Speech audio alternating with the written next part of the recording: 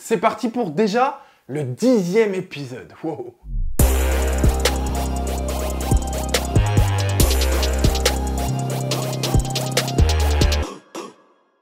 Quoi? C'est déjà la 10e et tu ne connais pas cette rubrique? Bon, je te présente le concept, c'est très simple. Je pars sur 3 matchs que j'aime bien et parmi ces 3 matchs, eh bien, je te partage les cotes qui me semblent intéressantes. Après, c'est toi qui gères. Hein. Je suis pas Paul Le Poulpe, je suis pas Madame Irma. Et n'oublie jamais, plaisir avant tout. Ok?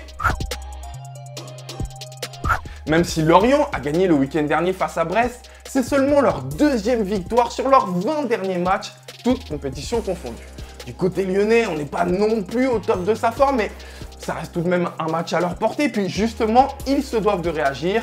Donc j'aime bien la cote de la victoire lyonnaise.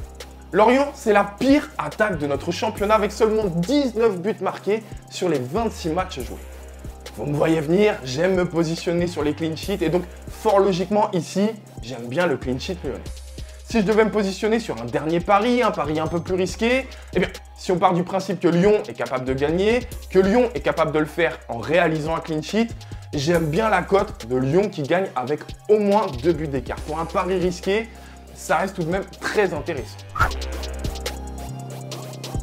Oh que ce match est intéressant dans la course au maintien. Alors oui, on est partenaire de Saint-Etienne, donc forcément on est derrière eux, on les encourage, blablabla. Mais enfin, au vu des dynamiques, il y a tout de même tout pour croire en leur victoire, non? Je veux dire, Metz reste sur 5 matchs consécutifs sans la moindre victoire, alors que Saint-Etienne vit sa période la plus faste avec 3 victoires lors des 5 derniers matchs et une seule petite défaite qui plus est face au PSG. J'ai donc envie de dire normal. Mais en plus, dans le contenu, j'y ai vu des choses très intéressantes. Voilà pourquoi je me positionne sur la victoire de Saint-Etienne. Metz, c'est seulement 3 buts marqués lors de leurs 9 derniers matchs. Et puis si on part du principe que Saint-Etienne est capable de gagner ou en tout cas de ne pas perdre, j'ai tout de même la sensation que ça passera par un clean sheet. Voilà pourquoi j'aime bien cette cote, le clean sheet de la SSE.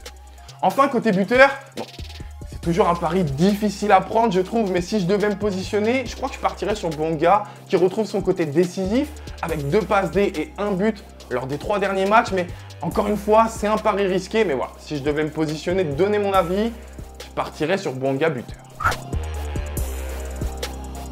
Alors, même si le rythme ralentit quelque peu ces derniers temps du côté strasbourgeois, notamment parce qu'à mes yeux, ils paient cash leur manque d'efficacité, ça reste tout de même très intéressant dans le contenu. Ils sont sur une série de 15 matchs où ils n'ont connu que 2 défaites et surtout où ils ont engrangé 8 victoires. De ce côté, Reims est allé gagner à Monaco de manière très intéressante le week-end dernier, mais j'ai tout de même la sensation que les Alsaciens s'appuient sur davantage de certitude.